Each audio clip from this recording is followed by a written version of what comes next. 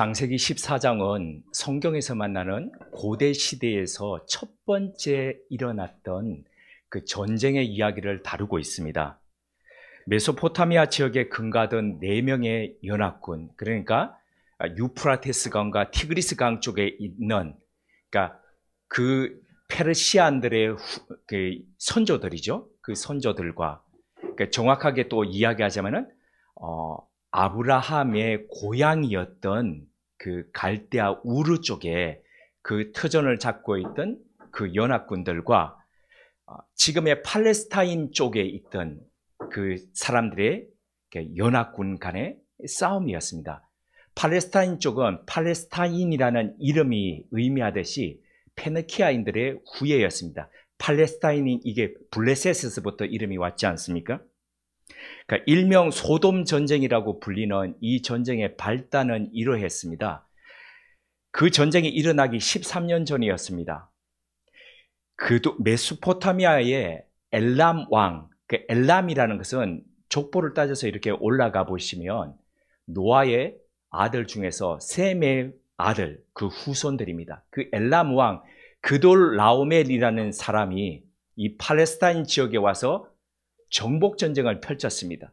그리고 난 뒤에 거기에 자기에게 굴복했던 그 왕들에게 13년째 조공을 받고 있었습니다.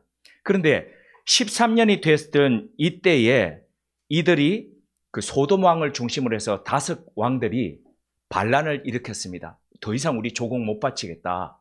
이러니까 1년 동안 준비해서 14년째가 될 때에 이 그돌 라오멜이 주변에 같이 이 메소포타미아 지역에 있던 다른 3왕과 더불어서 4개국이 연합해서 지금 쳐들어온 그 전쟁의 이야기입니다.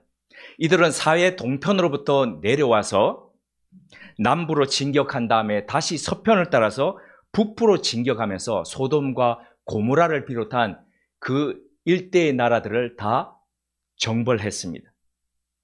전투는 역청구덩이, 그러니까 지금의 아스팔트 그 타르 같은 이것이 찐득찐득하게 구덩구덩이가 곳곳에 있던 그 시딤 골짜기에서 마지막 그 전쟁이 마무리가 결정이 되었습니다.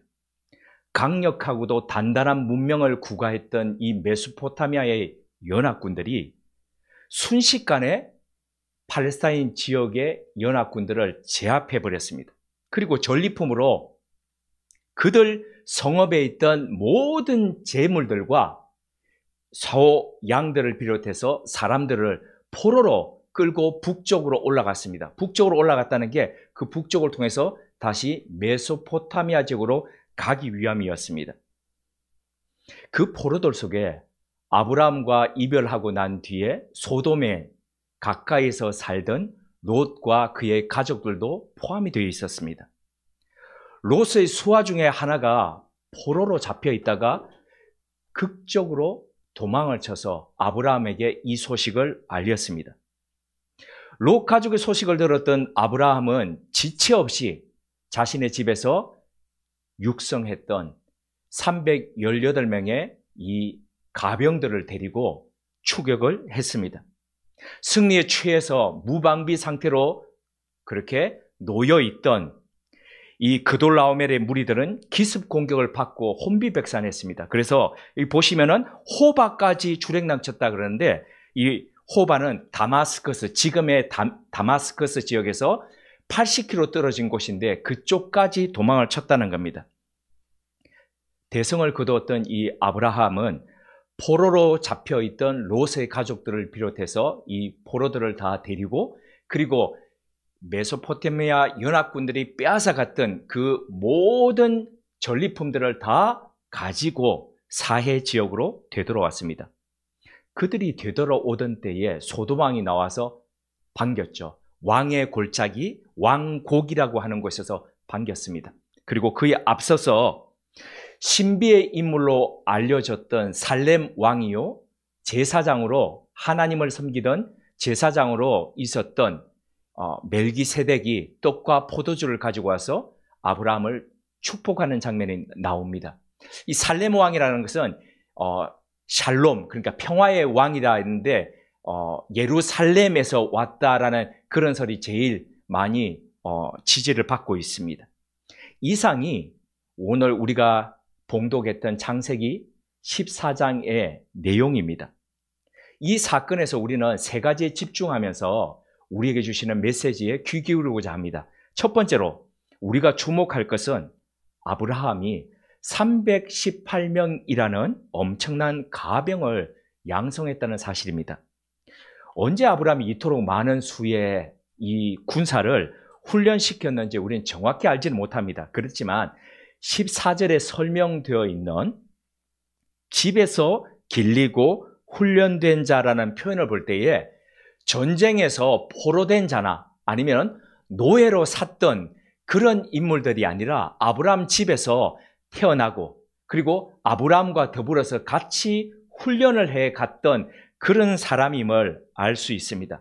아브라함과 생사고락을 같이 하면서 평상시에는 그의 양과 소떼를 기르면서 그렇게 살아가면서도 그 수시로 군사훈련을 했던 그런 사람들임을 알 수 있습니다. 그리고 훈련된이라는 이 단어가 체험이 있는 이런 뜻인데 이것은 여러 사건과 상황을 거치면서 전쟁을 겪고 전투를 겪고 그러면서 어떻게 싸워야 되는지 어떻게 하면 이겨야 되는지를 그렇게 아는 사람들 그런 정병이었다 이렇게 보시면 되겠습니다. 근데 참 놀랍고도 신기한 일입니다. 지금 14장이죠. 근데 불과 2장 앞인 12장에서 어떤 일이 있었습니까? 애굽으로 내려갔던 이 아브라함이 완전히 굴욕적인 모습으로 자기 부인을 누이라고 왜 그랬습니까? 자기 살려고 그렇게 했던 참 한편으로 보면 찌질하고도 자기만 아는 이기적 사람이었는데 어떻게 이렇게 달라질 수 있을까 생각이 들지 않습니까? 불과 2장 앞인데 물론 시간은 이런 게 아니고 좀 더 훨씬 앞이겠죠. 한심할 정도로 유약했고 이기적인 사람이었는데 어떻게 이렇게 달라졌을까요? 분명 그는 이집트 파라오 앞에서 굴욕적인 사건을 거치면서 그것이 그의 생의 전환점이 되었을 겁니다. 이렇게 살아서는 안 되겠구나. 뼈저린 자기 인식이 바탕이 되었을 겁니다. 나 하나 살자고 사랑하는 사람들을 죽음의 사지로 내모는 그런 삶을 살아서는 안 되겠다. 다시는 이런 일들이 일어나서는 안 되겠다. 왜 자신이 그렇게 생각했고 왜 자신이 그렇게 행동했고 그리고 왜 자신이 그런 상황에 있었는지를 그는 면밀히 아마 자문하고 그리고 조사했을 겁니다. 과거의 실패로부터 배운 결과였습니다. 왜 사람이 동일한 실패를 계속할까요? 실패 속에서 원인을 찾지 않기 때문입니다. 패턴화되어 있는 자동 반복하는 고리를 끊지 않기 때문입니다. 왜 같은 사업장에서 같은 기계 속에서 왜 같은 사고들이 왜 계속 빈발하게 일어날까요? 한번 인명사고가 일어났으면 그게 문제가 뭔지를 보고 원인이 뭔지를 파악하고 그 다음에 대책을 마련해서 그게 일어나지 않도록 해야 될 것 아닙니까? 그런데도 반복해서 계속 일어나죠. 자신의 실패 속에서 아브라함은 원인을 찾았습니다. 스스로를 지킬 뿐만 아니라 사랑하는 사람들을 지키기 위해서는 내가 어떻게 해야 될까? 어떻게 준비해야 될까? 그렇게 생각했던 것이죠. 그래서 가병을 양성했던 것입니다. 아브라함이 가병을 데리고 전투하고 추격해 간 거리는 자신의 거주지였던 헤브론으로부터 280km 떨어진 곳이었습니다. 사람이 보통 행군을 해갈 때에 1시간에 4km 정도를 거리를 잡습니다. 그러면 40km라는 것은 한 10시간 정도를 행군해 가는 것이죠. 그러니까 하루에 한 40km 간다고 치고요. 보통 군인들은 한 8시간 정도씩 이렇게 행군해 가면서 쭉 가는 것으로 잡는데 40km 간다고 치면은 280km면 적어도 일주일을 그렇게 내달려 간 것입니다. 조카 롯을 구하겠다는 집념과 사랑이 아니고서는 어려운 일입니다. 그것도 거대한 4개국 연합국을 대상으로 말입니다. 이 부분에서 또다시 아브라함의 군사 이 전술에 감탄하지 않을 수 없는데요. 그는 군대를 직접 지휘할 뿐만 아니라 공격할 때에 두 대로 나누었습니다. 그러니까 양쪽 방향에서 공격을 하도록 했다는 거죠. 뿐만 아니라 야간에 기습 공격했습니다. 야간에 경비병만 남겨놓고, 아니 어떤 면에서는 승리에 취해 있었기 때문에 경비도 허술해서 그 틈을 타서 기습적으로 공격했습니다. 객관적 전력으로는 비교도 되지 않았기 때문에 이 방법이 그가 생각한 최선의 방법이었던 겁니다. 그저 최선을 다한다는데 만족하지 않았습니다. 이기기 위해서 싸웠죠. 반드시 이겨야 했고 반드시 찾아야 했고 살려야 할 사람들이 있었기 때문입니다. 이것이 318명의 그 군사를 정병 육성했던 아브라함에게서 우리가 배우는 놀라움입니다. 우리는 우리 삶에 일어나는 상황 앞에서 최선을 다하고 있습니다. 최선을 다할 뿐만 아니라 이기기 위해서 전략을 짜고 전술을 모색해야 합니다.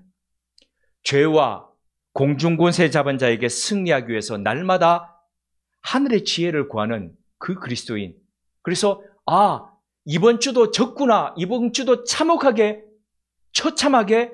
짓눌렸구나. 물론 죄가 많은 곳에 은혜가 넘친다고 사도 바울은 그렇게 로마서에서 이야기했지만, 그렇게 실패 가운데서 나오는 것도 필요하지만 하나님 감사합니다. 이번 주도 하나님의 지혜로, 하나님의 인도하심으로 이겼습니다. 승리했습니다는 그런 고백으로 나오는 것도 더 아름답지 않겠습니까?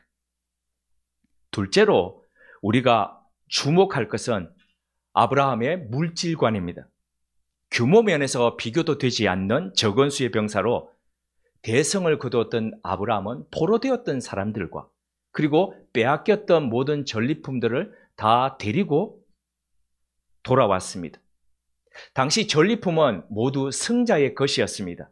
아브라함이 모두 다 가진다 하더라도 누구 하나 너 왜 그렇게 욕심나게 그러냐라고 말할 사람이 없었습니다. 그게 그 당시의 룰이었습니다. 하지만 아브라함은 그가 1원 한 장도 가지지 않고 본래 주인들에게 다 되돌려 주었습니다. 심지어 사람은 자기에게 보내고 물품들은 네가 다 가져라는 소돔 왕의 권고에 그는 이런 말로 사용했습니다. 22절에서 23절입니다. 아브라함이 소돔 왕에게 이르되 천지의 주제이시오 지극히 높으신 하나님 여호와께 내가 손을 들어 맹세하노니 내 말이 내가 아브라함으로 치부하게 하였다 할까요? 내게 속한 것은 실 한 오락이나 들매끈 한 가닥도 내가 가지지 아니하리라. 아브라함은 그의 재물의 복이 어디로부터 오는지 누구로부터 오는지를 알고 있는 사람이었습니다. 그래서 하나님께 그는 손을 들었습니다. 여기에 우리는 손을 들어 맹세했다 그러는데 원어에는 맹세하다는 말은 없는데 손을 들었다는 게 하나님께 서약했다는 거죠. 그렇게 하나님 앞에 하나님 이런 재물을 받아가지고 제가 부를 누리면서 그렇게 살지는 않겠습니다.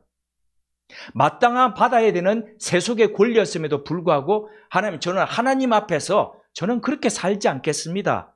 이런 고백이었죠.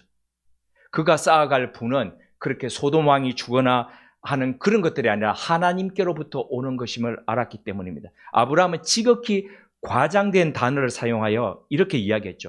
내게 속한 것은, 그러니까 소돔 왕에게 속했던 것은 실 한 오락이나 들매끈 한 가닥도 가지지 아니하리라. 들매끈이라는 것은 신발끈이죠. 신발끈. 보잘것없는 이 작은 것 하나도 내가 가지지 않겠다는 겁니다. 그의 선언 속엔 부에 종속되거나 매몰되지 않은 그의 물질관이 보입니다. 어떤 분이 청부라고 이야기했죠. 깨끗한 부자 이런 뜻이죠. 깨끗한 부. 재물을 많이 벌어도 이렇게 깨끗하게 벌고 그렇게 사용하면 좋지요. 근데 버는 것부터가 잘 해야 되지 않겠습니까? 먹으면 탈나는 재물인데도 불구하고 받았다가 이후에 곤란을 당한 경우들은 우리 얼마나 많이 봤습니까? 오래전에 대통령 어떤 분이 대통령이 당선되었을 때 그분의 후원 회장이었던 분이 대선에 성공했던 그 참모들에게 이런 말을 했다고 합니다. 오래전 제가 읽었던 기억이기 때문에 정확한 센텐스는 아니지만 이런 내용이었습니다. 이제부터 당신들 주위에 돈으로 당신들을 매수하고 유혹하려는 사람들이 들끓게 될 것입니다. 이거 여러분들이 끊어내지 못하면은, 그거 유혹에서부터 벗어나지 못하면은 이번 정부는 성공하지 못합니다. 반드시 끊어야 됩니다. 10원 하나 받지 말고 청렴하게 하십시오. 대신 당신들의 노후는 제가 책임지겠습니다. 그분의 당부대로 참모들이 모두 청렴하게 공무를 했더라면 아마 그때 그 정부는 달라졌을 겁니다. 참모들의 미래 역시도 당연히 바뀌었을 겁니다. 하지만 그들은 받아서는 안 될 돈들을 받았고 결국 좋지 않은 결과들을 맞이했습니다. 다시 아브라함의 이야기로 나아갑니다. 아브라함의 물질과는 소돔 왕과의 대화 이전에 살렘 왕이었고 그리고 하나님의 제사장이었던 멜기세덱과의 만남 속에서 선명하게 드러납니다. 아브라함은 되찾은 소돔 5개국의 그 나라에 속했던 소유 이외에 메소포타미아 그 연합국에게서부터 빼앗았던 노예겠던 물질 중에 10분의 1을 제사장 멜기세덱에게 바쳤습니다. 멜기세덱이 정확하게 어떤 사람인지 우리 알지 못합니다. 나의 왕은 의로우시다 또는 의의 왕이라는 뜻을 지닌 이 멜기세덱이 신약성서 히브리서에 나오죠. 7장 3절에 보면은 아비도 없고 어미도 없고 족보도 없고 시작한 날도 없고 생명의 끝도 없어 하나님의 아들과 방불하여 항상 제사장으로 있느니라. 그러니까 어떻게 태어났는지 어떻게 됐는지 모른다 이런 말인데 이거는 조금 이렇게 이해하실 필요가 있습니다. 정말 하늘에서 뚝딱 떨어진 그런 사람이다 이런 게 아니고 히브리서 7장에서 이야기하는 거는 기존의 제사장들이 아론의 후예로서 그냥 계승해가지고 그렇게 세습해가지고 내려오는 것과 달리 그는 하나님에 의해서 정해진 제사장으로 그 당시에 존재했다. 이렇게 보시면 되겠고요. 이게 바로 어떤 면에서 예수 그리스도의 대제사장직을 설명한다. 이렇게 이해하시면 되겠습니다. 시편 110편 4절과 히브리서 7장 17절이 말하는 것과 같이 예수 그리스도의 제사장직은 아론의 반차를 따른 것이 아니라 이 멜기세덱의 반차를 좇은 것, 바로 요 설명을 하기 위해서 인용되었다. 이렇게 보시면 되겠는데요. 다시 아브라함이 멜기세덱을 만났을 때로 돌아갑니다. 아브라함이 멜기세덱에게 드린 것은 11조의 기원이 되었습니다. 그럼 왜 아브라함은 멜기세덱에게 10분의 1을 그렇게 드렸을까요? 그것은 승리가, 그가 거두었던 승리가, 객관적으로 말이 되지 않는 전력으로 거두었던 승리가 그의 노력이나 그의 애씀이 아니라, 그가 수고했던 노력의 결과가 아니라 하나님께서 주신 바로 그것이었음을, 그 승리였음에 대한 고백이었다는 거죠. 그 신앙 고백으로 아브라함이 10분의 1을 제사장 그리고 살렘의 왕이었던 멜기세덱에게 드렸다는 겁니다.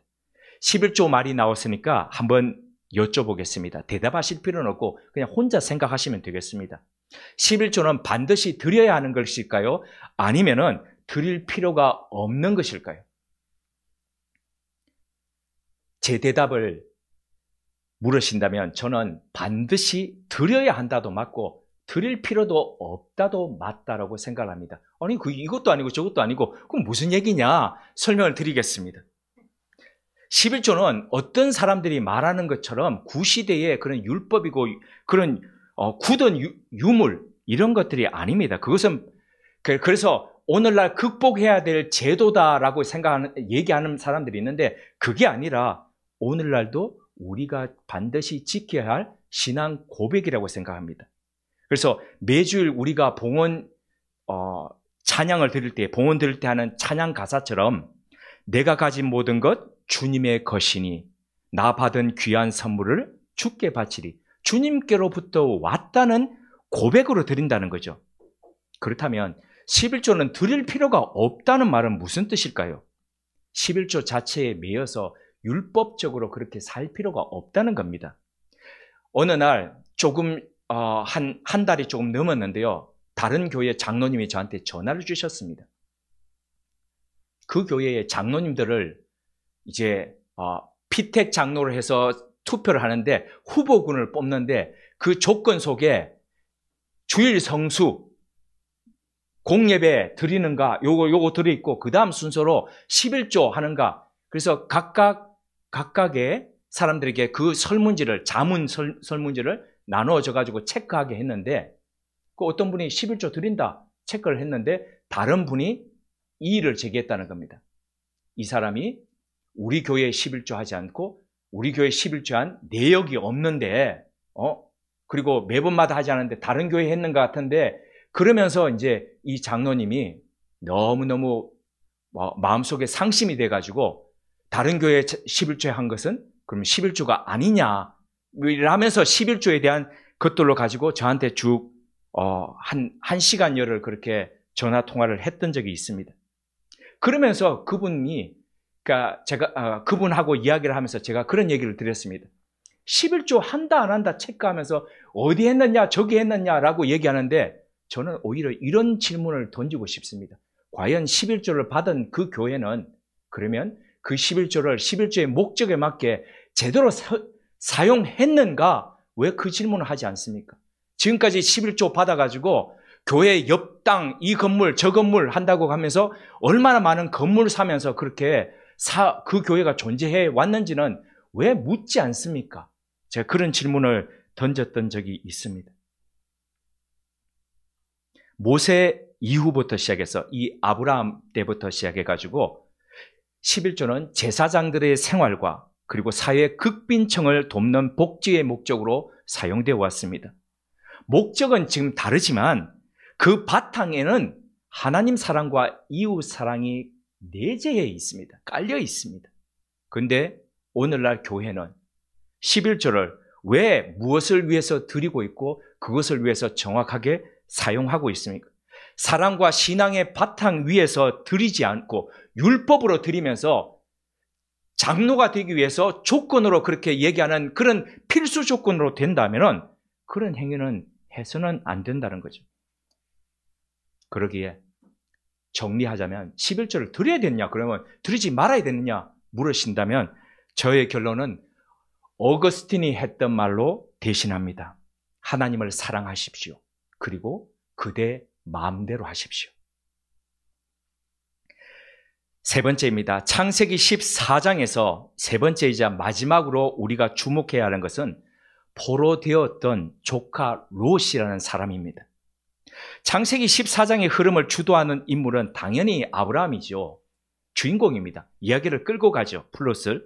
그렇지만 그 이야기의 밑바탕에 차마 얼굴을 들고 나서지 못하는 한 사람이 있습니다.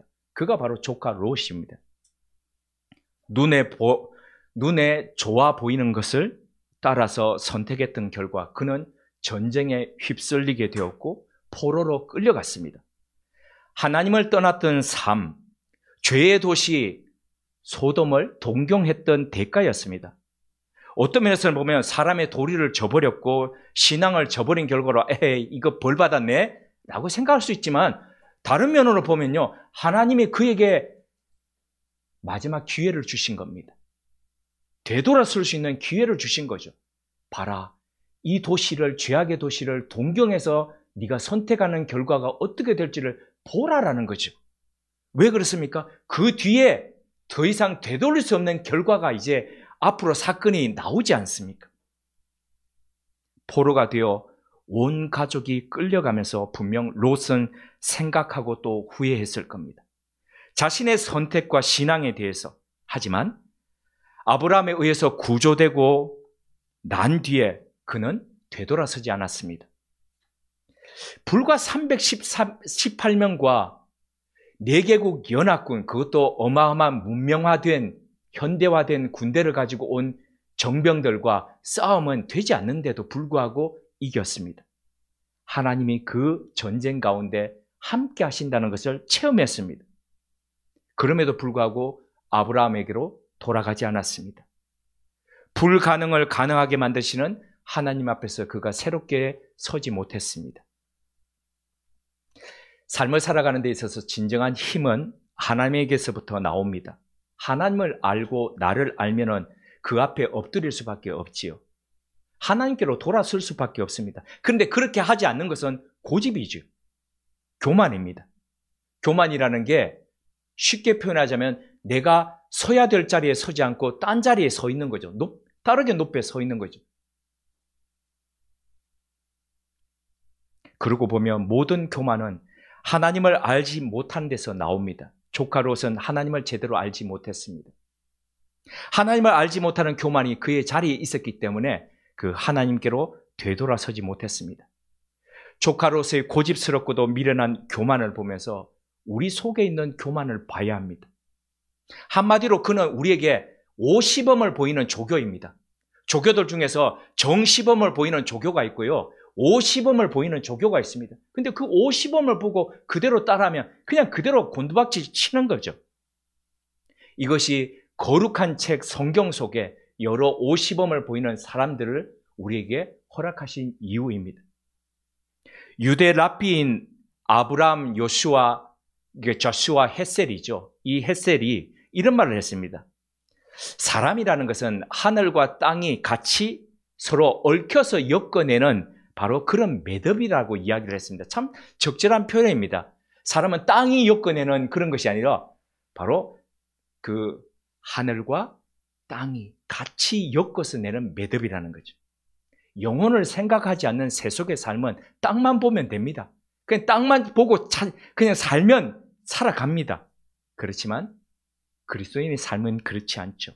그리스도인이 온 평생을 다해서 인생으로 짜내는 작품은 땅과 더불어서 하늘을 봐야 매듭이 지어질 수 있다는 겁니다. 하늘과 땅이라는 시줄과 날줄을 서로 얽혀서 가야만이 짜낼 수 있는 작품이라는 겁니다. 우리가 평생 걸어가야 할 그리스도인의 길은 땅만 보다 망한 롯의 길이 아니라 땅과 더불어서 하늘을 보면서 걸어갔던 이 아브라함의 길이라는 겁니다. 오늘 말씀을 마무리합니다. 약속의 땅 가나안에 도착했지만 아브라함이 만났던 것은 기존의 원주민들에 대한 의한 배척과 배제였습니다. 그들의 텃세 속에서 그는 점점 남방이라고 표현되었던 네게브 지역으로 내려갈 수밖에 없었고, 그리고 결국에는 이집트까지 갔다가 그 창피스러운 삶을 당하고야 올라올 수밖에 없었습니다. 그는 가나안에 있었지만 가나안 사람들에게는 그는 이방인이었고 떠내기였고 주변인이었습니다. 하지만 소돔 전쟁 이후에 아브라함은 가나안의 주역으로 우뚝 세워졌습니다. 이 사건을 통해서 우리는 세속의 일을 통해서 구속사를 세워가시는 하나님을 만납니다. 성과 속을 가리지 않고 인간의 악감과 세속의 전쟁 속에서도 뜻을 이루어 가시는 하나님을 목도합니다. 동시에 우리는 물질의 풍요와 욕심으로 인해서 소돔을 택해서 그 실패를 경험했던 이 롯을 통해 물질 중심주의의 삶을 살아갈 때에 그 끝이 어딘지를 보게 합니다. 물질 중심 사회 속에서 소유는 모든 것에 우선합니다. 그것이 힘이고 선이고 그리고 시대의 정신입니다. 하지만 하나님의 말씀은 공허한 그 끝을 보고 넘어서게 하십니다. 재물에 집착하지 말고 하나님의 은혜로 살았던 아브라함을 보라고 하십니다. 이런 재물 받지 않아도 가병을 318명 거느릴 정도면 그의 그룹은 얼마였겠습니까? 가족들까지 해서 하면 1000명이 넘는 부족입니다. 홀로 단신으로 떠나왔지만 이런 거대한 부족을 이끄는 족장으로 지금 서 있다는 겁니다. 바보처럼 양보하고 떠나보냈지만 믿음의 눈을 들어서 동서남북을 바라본 결과 어떻게 약속의 땅에 주변이었던 사람이 주역으로 세워지는지 하는 바로 이것을 보라고 하십니다. 그리고 우리로 하여금 그 길을 걸으라 하십니다. 함께 기도드리겠습니다. 하나님, 우리는 물질이 최우선되어 그것을 차지하기 위해 전쟁도 서슴지 않는 잔혹한 시대를 살고 있습니다. 아니, 원래 인간 세상의 삶은 그러했습니다. 그것이 그 사회 속에서 승자가 되는 길이라 여겼기에 너나 할 것 없이 물질 최우선을 넘어 숭배에 이르렀습니다. 하지만 하나님은 우리에게 그 끝을 보라 하십니다. 롯의 삶을 보며 물질 숭배의 끝이 어딘지를 보게 하십니다. 나아가 아브라함을 통해 물질을 넘어선 믿음의 삶을 보라 하십니다. 하나님을 사랑한 사람의 결과를 보게 하십니다. 오 하나님, 당장은 믿음으로 바라보고 믿음으로 사는 것이 모자라고 어리석어 보인다 하더라도 하나님께서 어떻게 책임져 주시는지를 믿고 따르는 삶 되게 하옵소서. 또한 우리 삶은 과거의 실패로부터 배움으로써 더 단단히 일어서는 삶 되게 하옵소서. 318명의 가병을 손수 훈련시켰던 아브라함처럼 우리 자신뿐 아니라 다른 이들까지 지키고 보호해주는 교회와 그리스도인으로 오늘을 살게 하옵소서. 예수님의 이름으로 기도드립니다. 아멘.